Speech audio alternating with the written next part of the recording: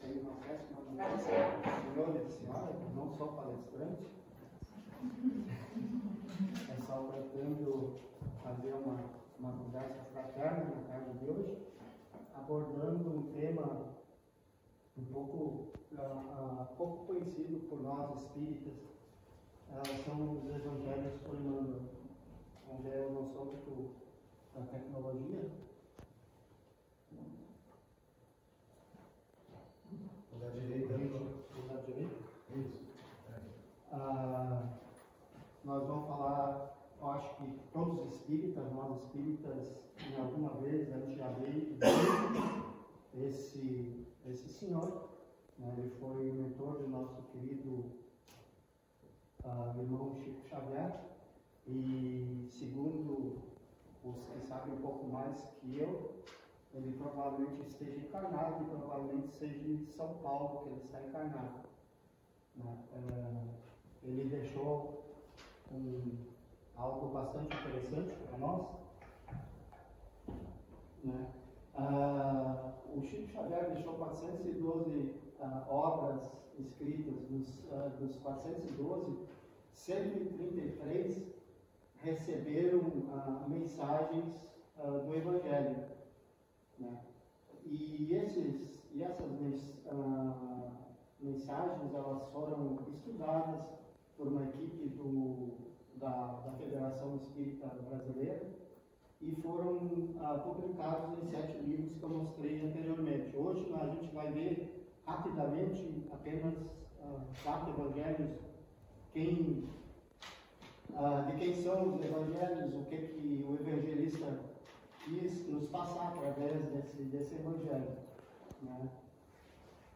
O que nós temos mais aqui, são 1.616 comentários que o nosso querido benfeitor deixou sobre o Novo Testamento. Quem não está habituado com o Novo Testamento, é uma parte que os católicos utilizam bastante, o espírita nem tanto assim, pelo que a gente conversa, pelo que a gente vê. São 27 livros, e são muito pouco. Esse trabalho é coordenado por Saulo César Ribeiro da Silva, ele é da Federação Espírita Brasileira. Claro que são vários pesquisadores que trabalham com ele. Ele foi publicado esses 7 livros foram publicados em 2019. Esse nosso irmão, ele trabalha com o Haroldo Dutra, na equipe de pesquisa do nosso querido irmão Haroldo Dutra, que é bastante conhecido por todos. O Saulo César nem tanto, porque ele faz parte de uma equipe, mas esse projeto, ele está à frente, ele que está na frente dos trabalhos, o Evangelho por Emmanuel.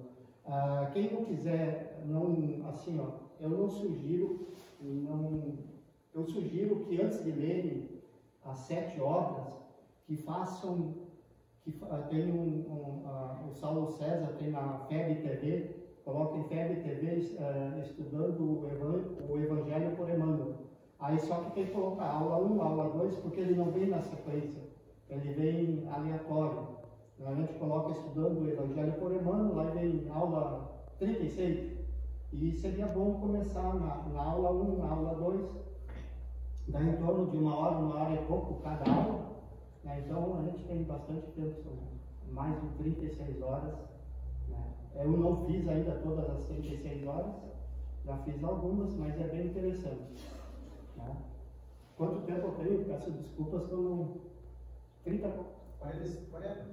40? Tá bom. Então posso ir mais devagar. Eu estava correndo, geralmente é 30 minutos, mas me deram mais 10, então tá bom. 30 mais ou menos 10. 30 mais ou menos 10, tá bom, obrigado. O que a gente vai ver? A gente vai ver os comentários do Evangelho segundo Mateus, Evangelho segundo Lucas, Evangelho segundo Marcos, Lucas e João. Né? Nós, como eu falei antes, nós espíritas, a gente não tem assim grande intimidade com esses nomes, né? E eles aparecem no Espiritismo, principalmente no Evangelho segundo o Espiritismo, mas nós não temos grupos de estudos direcionados a esse estudo, aos Evangelhos de Mateus, Marcos, Lucas e João. Né? Por que eles estão nessa ordem? Mateus, Marcos, Lucas e João. Foram jogados ali aleatoriamente? Como é que aconteceu isso? Por que eles estão nessa ordem? Mas quem é Mateus, quem é Marcos, quem é Lucas e quem é João? O que eles tentaram passar para nós? O que eles deixaram para nós? Então a nossa conversa hoje é mais ou menos sobre isso aí. Claro que bem resumido, porque os evangelhos são 27 livros. Por exemplo, o Evangelho de Lucas tem 1.600 e poucos versículos, é o maior dos evangelhos. Então, né, com pouco tempo que nós temos, claro que nós não vamos ver todos os evangelhos. Né? Em 2013, quando foi apresentado o projeto pela psicografia de Divaldo Pereira, a benfeitora, Joana de Ângeles, deixou uma seguinte mensagem a respeito desse projeto, né, e desse trabalho do nosso querido irmão Saulo César. Segundo ela, o melhor roteiro de segurança para os viajantes terrestres que buscam a autoiluminação e a conquista do reino dos céus, a expandir-se do próprio coração. Né? É muito interessante, bastante. Eu novamente indico que primeiro façam, é só digitar FEB TV, estudando o Evangelho por Emmanuel, e aí coloquem na aula 1, 2, 3, 4, e antes de lerem as obras. Eu acho que é bem mais seguro, a gente vai entender bem melhor o que Emmanuel quer nos falar, e o nosso irmão Saulo César pesquisou. Aqui a gente tem um pouquinho essa aqui é a fonte, é Estudos Minuciosos no Evangelho de Jesus, unidade 1. Né? Emmanuel abordou o conteúdo do Novo Testamento analisando cada versículo separadamente. Imagine o trabalho que teve o nosso querido benfeitor espiritual e quanto é importante para nós esse estudo. Porque das 412 obras de Chico Xavier, em 139 obras, Emmanuel faz algum comentário sobre os versículos do Novo Testamento, ou sobre os evangelistas. Né? Alguns versículos, a pesquisa aponta que ele repetiu 22 vezes. Né? Imagine a importância desses versículos, né? E é extraordinária a sua capacidade de ler concisa e claramente as mensagens encobertas há 2000 anos. Por que o espírita de um modo geral, eu não sei aqui na Luz e Amparo, se estuda o Novo Testamento, os evangelistas, eu não sei, mas do modo geral, assim, com as pessoas que a gente conversa, né, não tem o hábito de estudar isso, e ainda mais, isso foi escrito há mais de 2000 anos atrás. Então é uma leitura, assim, o pessoal acha um pouco cansativa, não entende o que está escrito, né? Mas, segundo Emmanuel, nós temos a chave para entender o que foi deixado para nós por esses evangelistas. A chave, isso a gente encontra no Evangelho segundo o Espiritismo, na primeira parte ali, Allan Kardec nos fala, a chave para que nós possamos entender o Novo Testamento é o Espiritismo. E qual a relação que os evangelistas têm com o Espiritismo? Né? é algo separado? O Novo Testamento, os evangelistas são algo separado do Espiritismo? A pergunta é essa, né? Ou é tudo Velho Testamento, Novo Testamento, o Espiritismo é uma caminhada? Vamos adiante? Alguma questão? Algum comentário? Aqui só a título de ilustração do Velho Testamento, por exemplo. Mateus relata 29 vezes, Marcos 17 e Lucas 16. O único que não faz comentário nenhum é nosso irmão evangelista, João. Então vamos lá, iniciar agora. Essa foi uma introdução do que a gente vai falar e agora a gente vai propriamente para o tema. Acho que o senhor já esteve em Brasília, né? Já esteve na Catedral de Brasília? O senhor viu essas estátuas ao vivo, de atores? Eu não tive a oportunidade, eu não sei se alguém mais, o senhor também já esteve em Brasília? Alguém mais? O senhor esteve já em Brasília também? Eu já estive em Brasília. Oi? Eu já estive. E a senhora esteve na Catedral? Estive. A senhora também? Aí fica bem interessante. Eu peço desculpas, eu nunca tive em Brasília. Eu tive em Brasília, mas não tive assim, prazer de conhecer essa catedral. Ela diz que é muito bonita essa catedral, pelas fotos. O que chama atenção, e chama atenção nessa foto, foi contratado, quem fez a arquitetura foi o Oscar Niemeyer, né? Isso fica até claro para nós todos. E foi contratado um artista para fazer estátuas, né, dos 4 evangelistas. E esse artista cumpriu um contrato e fez as 4 estátuas dos evangelistas. E quando nós chegamos na Catedral de Brasília, o que nós chama a atenção? A gente entra nesse corredor ali e à nossa esquerda estão 3 evangelistas. E do lado direito só um evangelista. Por que será? Acredito que o nosso irmão artista não ficaria, né, assim, mais um visual melhor se fossem 2 e 2? Não é verdade? Não teria um visual melhor? Talvez seja como mostrou antes. O João apresentou nenhuma. Não é. Mais um comentário? Por que será que um evangelista está tão sozinho assim do lado direito e os outros 3 acompanham? São 8? Será que é porque talvez Mateus acho que foi o único que conheceu mesmo, que viveu no meio de Jesus e os outros não? Não, tem Mateus e João, que foram apóstolos de Jesus. E os outros, Marcos e Lucas, não. Não conheceram. Não conheceram. E aí mesmo a sua hipótese seriam 2 e 2, né? Mas foi colocado 13 e 1. Vamos procurar a resposta? Não há, não? Alguém quer saber da resposta? Ou Já já respondeu. Oi?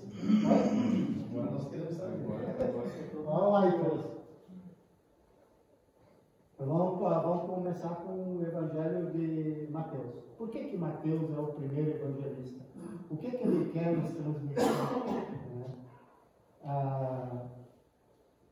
Algum motivo lógico que tem para ele ser o primeiro evangelista e não colocar Mateus como o último evangelista. O último é João no Novo Testamento. Quem foi Mateus? Mateus foi um cobrador de impostos, todos nós sabemos. O nome dele era Levi, né? Não bem cobrador de impostos. Segundo algumas literaturas, ele foi o chefe dos cobradores de impostos, né? Hoje nós sabemos que Bezerra de Menezes, como Zaqueu, era um cobrador de impostos. E Levi era escolhido pelo rei Herodes Antipas para organizar os cobradores de impostos. Ele foi filho de Alfeu Isso nós encontramos Marcos, né? E depois ele foi, Jesus o chama para ser o seu apóstolo. É o primeiro livro do Novo Testamento. Quando a gente abre o Novo Testamento, o primeiro é Mateus, né? Segundo Marcos, a gente vai ver isso, né? E nele nós encontramos, como a gente viu antes, muitas citações do Antigo Testamento. E ele tinha um propósito bem claro, né? Que nós encontramos eu vou citar dois exemplos, senão não vou me alongar muito.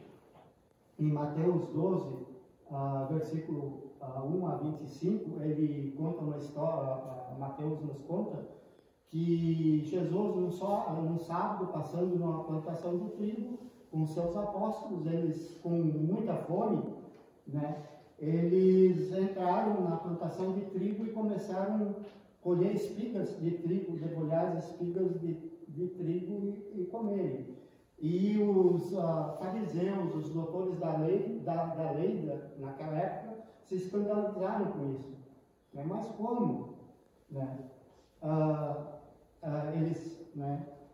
Mas por que os doutores da lei se escandalizaram com isso? Será porque os discípulos, os apóstolos de Jesus, porque eles estavam roubando as espigas de trigo? Será que por isso que os doutores da lei se escandalizaram? E Mateus, a linguagem dele é dirigida para um público, porque ele não explica isso. O porquê os doutores da lei se escandalizaram. Ele não explica o porquê. Porque ele escrevia para um determinado público. Ele escrevia a mensagem de Mateus é para um determinado público. Que pressupunha-se que eles tinham conhecimento da lei. Né? Em Deuteronômio, isso é um livro da lei, Levítico é um livro da lei, e lá está a lei, que eu posso, quando eu passo por uma plantação de trigo, e eu estiver com fome, eu posso apanhar espigas de trigo e comer. Isso é lei. Ponto. Em Levítico está lá a lei. Né? Mas então, por que os doutores da lei e os fariseus se escandalizaram com esse ato dos apóstolos? Né? Marcos e Lucas também explicam o porquê. Todos aqui já leram Paulo e Estevão? Alguém não leu ainda Paulo e Estevão? Só já leu? Não? Então recomendo a leitura de Paulo e Estevão, que é algo fantástico, Paulo e Estevão. E Paulo e Estevão também, ele reforça isso que eu estou falando, que Mateus ele fala para um público específico, né? Ele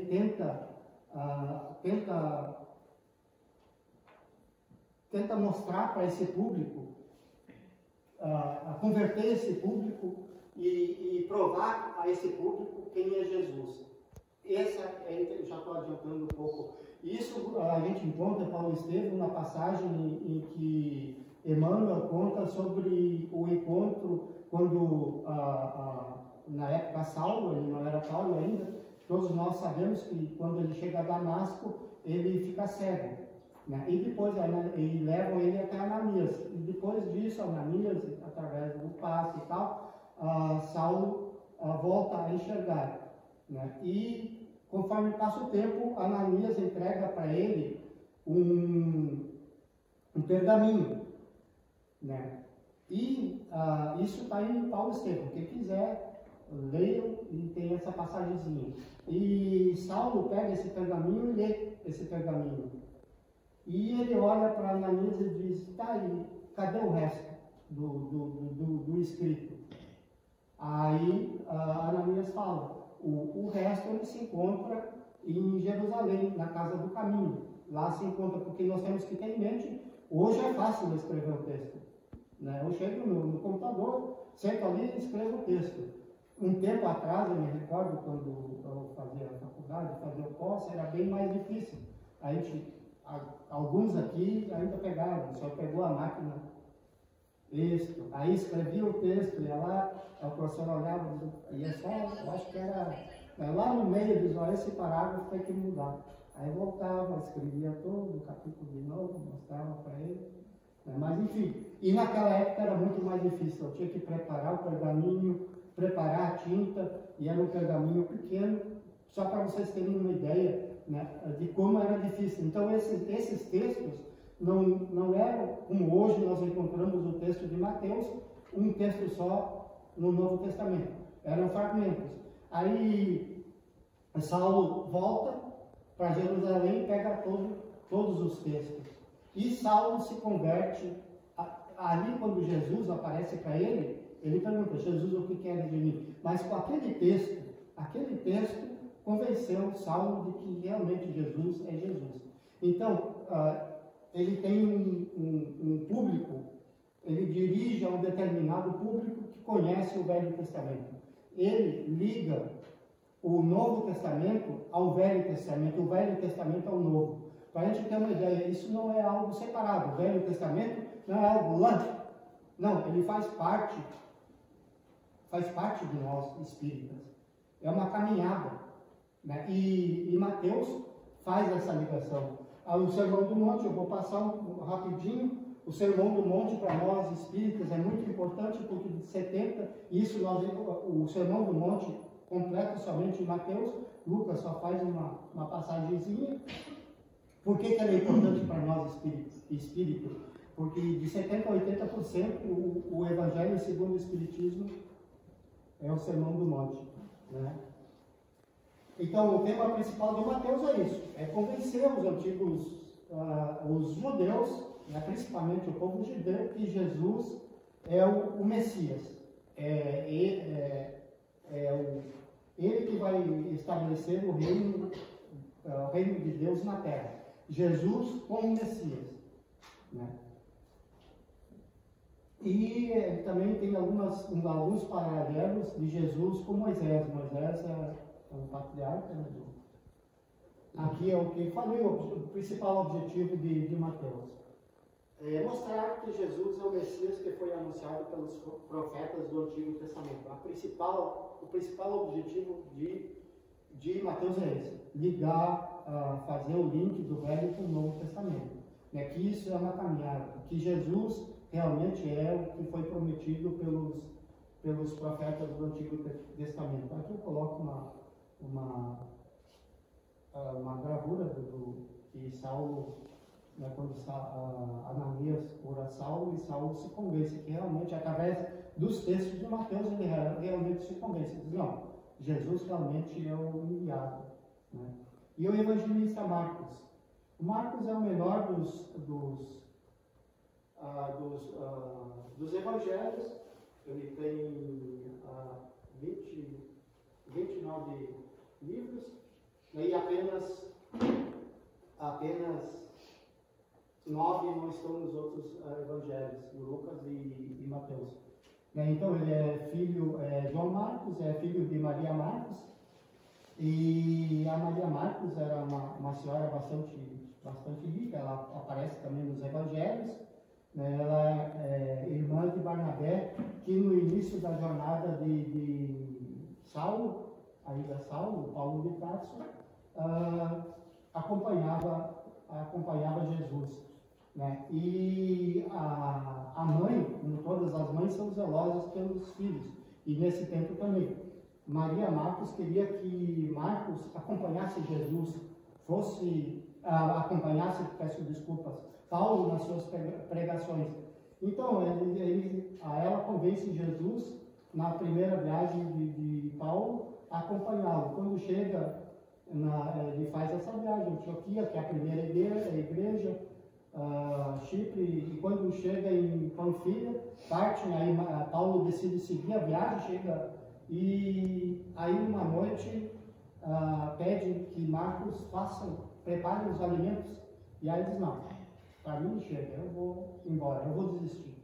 É muito serviço pregar o Evangelho, é muito serviço abraçar o Evangelho. Né? Hoje a gente não vê isso, certo? Na doutrina espírita. Todo mundo abraça, segue firme, Certo? Isso só foi lá na época de Cristo, há 2000 anos atrás. O Novo Testamento são 27 livros, o Evangelho de Marcos são apenas 678 versículos. E a maioria está... Para que Marcos escreveu? Marcos, ele explica, que nem eu falei de Mateus, que os apóstolos entraram na plantação de trigo, pegaram trigo, colheram e comeram trigo porque estavam com fome. E isso é permitido pelo Antigo Testamento, isso é permitido que eu faça. Se eu estou com fome, eu vou, pego o suficiente. Não é permitido eu ceifar, isso está bem claro no livro das leis. Isso não pode, eu só posso fazer isso. Mas por que os doutores da lei se escandalizaram? Marcos explica. Eles se escandalizaram porque era um sábado e os apóstolos comeram sem lavar as mãos. Isso não podia. Vejam a incoerência com hoje. O que pode hoje e o que não podia na época. Certo?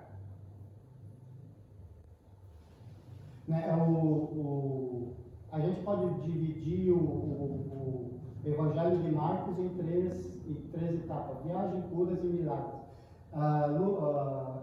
Marcos é o evangelista da ação de Jesus. O que Jesus fez? Então ele começa do batismo e vai ele escreve versículos curtos.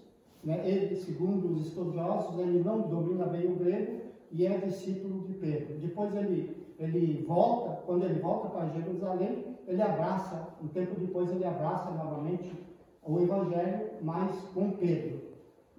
E segundo alguns estudiosos, Marcos escreve o Evangelho, no Evangelho escreve as memórias de Pedro.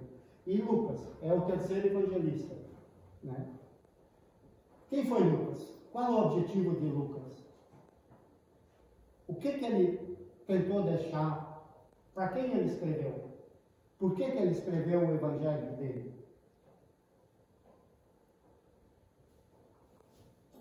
Quem foi Lucas? Lucas foi um judeu, só que ele não nasceu na Judéia, ele foi convertido ao judaísmo. Ele era, segundo Emmanuel, isso aqui quem está falando é extraído, é o roteiro do Saulo César. Tudo isso que a gente está falando hoje.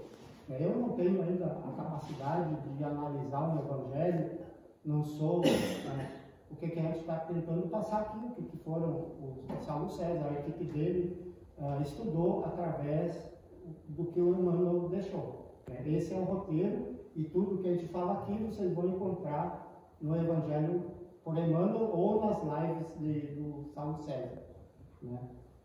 Lucas era médico de embarcações e ele trabalhava isso, a gente vê também no Paulo Estevão, na obra Paulo Estevão aparece a história de Lucas, e principalmente quando ele se converte ao cristianismo, que Paulo chega, está caminhando e encontra Paulo, e Lucas vê Paulo bastante preocupado, e Lucas pergunta para ele, mas por que essa preocupação, amigo? Diz, eu tenho que fazer uma viagem, eu não tenho dinheiro para essa viagem.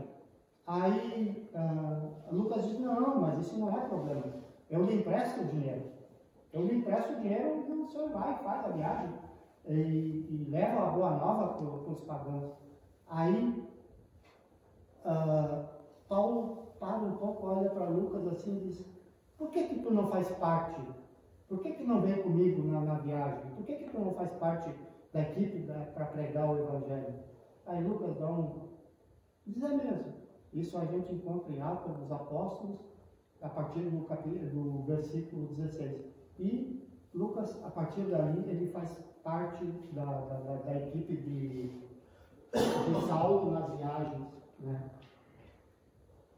Ele se incorporou na equipe de Paulo na segunda viagem, e sempre, até desde aquela viagem, ele sempre foi um companheiro fiel de Paulo. Segundo Emmanuel, muito educado, conhecedor do grego tinha muita educação, conhecia muito bem o grego, né? Tanto é que ele tem o maior dos evangelhos é de Lucas, ele tem 1150 versículos, 27% do Novo Testamento é Lucas. Imagina o quanto que ele escreveu.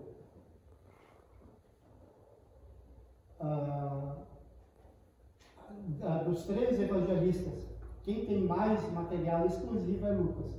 Inclusive, algumas parábolas a gente só encontra em Lucas. Uma que eu posso citar é do filho pródigo. Nós só vamos encontrar em Lucas. Tem outras parábolas. Por quê?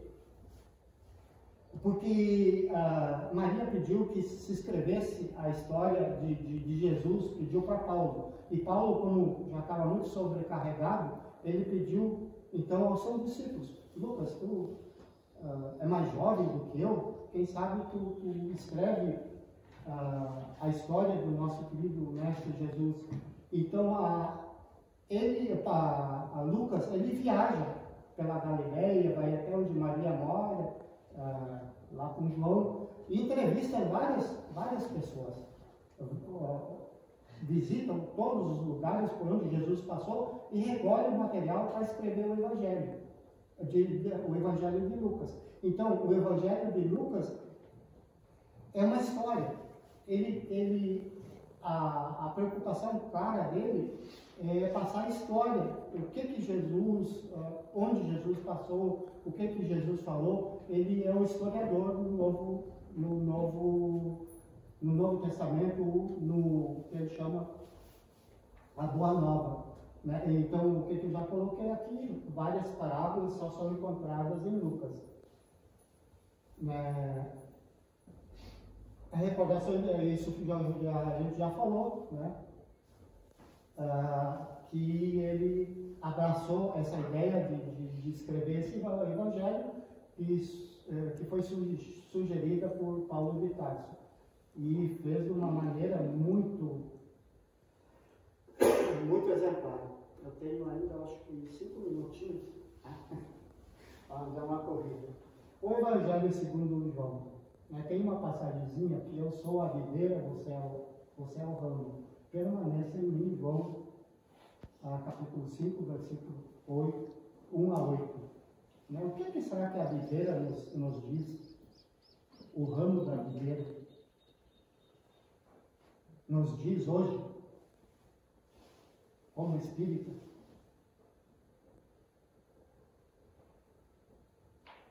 Não diz nada ao Senhor, aos sinais? Nada. Aí mostra o corpo e o espírito. Isso nós encontramos esse ramo em quase todas as obras de Allan Kardec. Né? Todos nós sabemos que João é o apóstolo mais novo de Jesus. Né?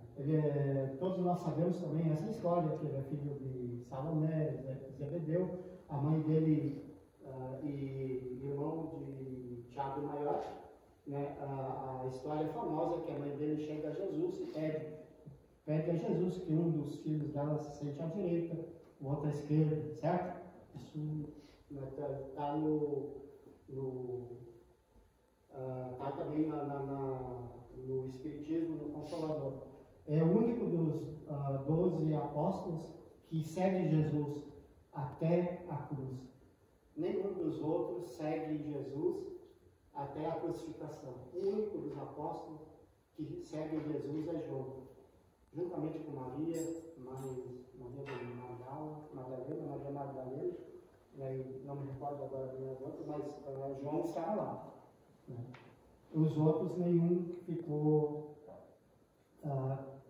perto do Mestre. Ele recebe a incumbência diretamente do Mestre para cuidar da sua mãe. Né? Isso todos nós, estou chovendo no molhado, só para a gente ter uma ideia mais clara. E também é dele, aqui temos a Santa Ceia, e é a única que pergunta, né, quem seria o traidor, né? Porque Jesus fala que é um dentre nós que me trairá. E João diz, mas quem entre nós vai trair o Senhor? É o quarto evangelho de João, né? Cerca de 80% do evangelho de João nós não encontramos em nenhum evangelho, somente em João, né? Ele é um evangelho mais espiritual do que os outros. A gente viu o objetivo de cada um. O Mateus, que é o primeiro livro do Novo Testamento, o primeiro evangelista, a preocupação dele era mostrar aos antigos judeus, aos hebreus, que Jesus era o Messias. Marcos, qual é o objetivo dele? O que Jesus fez quando encarnado? Qual a ação de Jesus na terra? Isso, a preocupação de Marcos era essa, né? E explicava algumas passagens do Velho Testamento que a gente viu, né, do trigo, que eu dei um dos exemplos, né? E Lucas, o objetivo dele era a história, contar um pouco da história de Jesus, que foi um pedido de Maria feita para Paulo, e Paulo pediu a Lucas.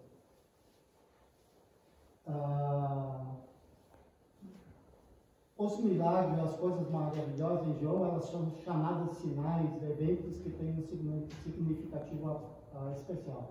Apresenta Jesus como Filho de Deus, né? Nele nós vamos encontrar o Pai e eu somos um, né? Ele tem esse viés muito mais espiritual do que o outro.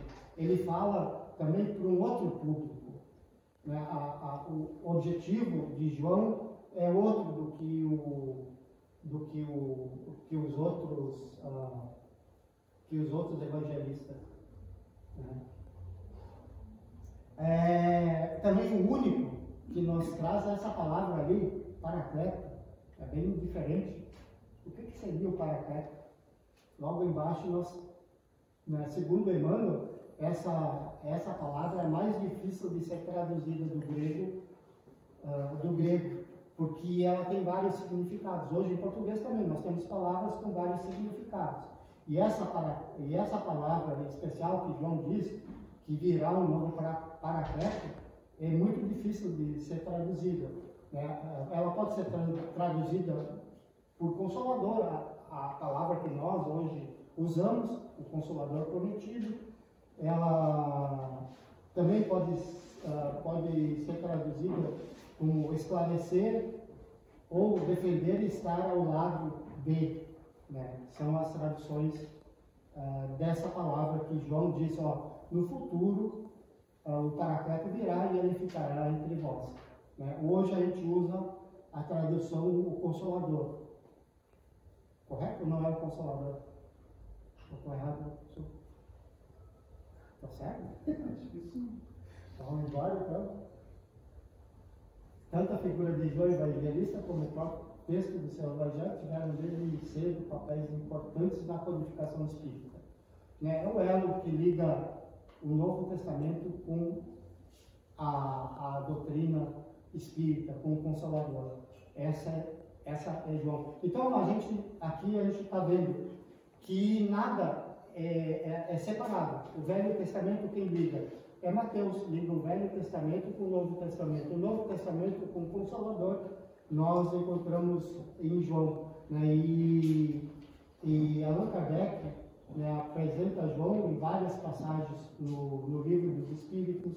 Nós vamos encontrar João no Evangelho segundo o Espiritismo, né? Eu tirei uma partezinha da comunicação de João no Evangelho segundo o Espiritismo. E voltamos de novo à Catedral de Brasília, onde a gente partiu, né? A gente falou, e quem teve a oportunidade já de ir até a Catedral, nós temos 3 evangelistas de um lado e um evangelista do outro. Por que será que o artista assim o fez, né? Colocou um evangelista só? Respondendo à pergunta do senhor, né, os 3 evangelistas do lado, Mateus, Marcos e Lucas, que são evangelhos sinóticos, que têm Se a gente tirar Lucas, a gente não.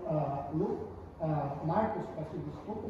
Se a gente tirar Marcos do Novo Testamento, a gente perde apenas 29 versículos. O resto é tudo igual. Tem em Lucas e Mateus. Nós nos conhecemos como sinóticos. São evangelhos que mais ou menos contêm o mesmo texto. E João é diferente. O que tem em João é quase totalmente só de João. Né? E João tem esse outro lado, mostra o lado espiritual de Jesus, liga Jesus ao Consolador prometido, liga Jesus, que é Filho de Deus. Então, por esse motivo, né, o artista coloca João sozinho do outro lado, porque ele é diferente dos outros evangelistas. Alguma pergunta? Algum questionamento? Xingamento eu não vou perguntar. Então, eu agradeço a oportunidade do nosso irmão que fez o convite. Eu agradeço a todos os irmãos que se prestaram, né, a me escutar na tarde de hoje. Peço desculpas se em algum momento eu falhei, mas muita coisa para ser abordada e nós não teríamos como abordar os 4 evangelhos na profundidade em 40 minutos. Já tentei mostrar o que cada um faz, cada um tenta nos trazer até hoje. Eu espero que eu tenha conseguido isso. Obrigado a todos.